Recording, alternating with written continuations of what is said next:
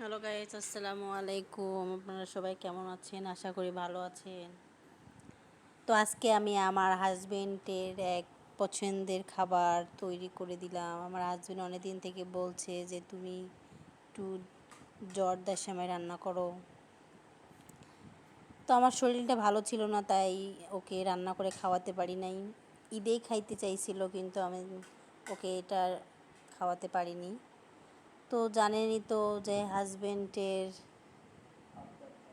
আবদার ফেলতে পারি না, তাই আর কি কষ্ট হলো। তার আবদারটা তো রাখতে হবে, তাই না? সবাই তো চায় সবার হাজবেন্ডের আবদার পূরণ করতে। তো আমি না একটা ছোটোখাটো কিছু আবদার পূরণ করলাম। তো আজকে আমি আমার হাজবেন্ডকে জর্দা সেমাই রান্না করে দিচ্ছি। তো আমি এখানে কিন্তু কোনো রকমের তেল ব্যবহার করিনি।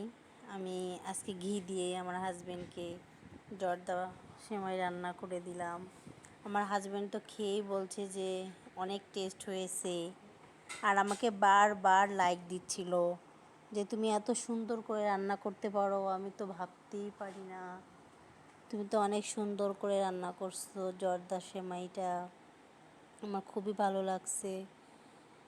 তো আমি আমার হাজবেন্ডের মনের আশা পূরণ করলাম। আমার হাজবেন্ডের প্রিয় খাবার, প্রিয় রেসিপি তৈরি করে দিলাম। আপনারা কে কে আপনাদের হাজবেন্ডকে ভালোবেসে প্রিয় খাবার বা প্রিয় জিনিস তৈরি করে দেন, অবশ্যই কমেন্টে জানাবেন। আর আপনাদের সাপোর্ট আমার খুবই প্রয়োজন। অবশ্যই আপনারা আমার পাশে থাকবেন সবাই।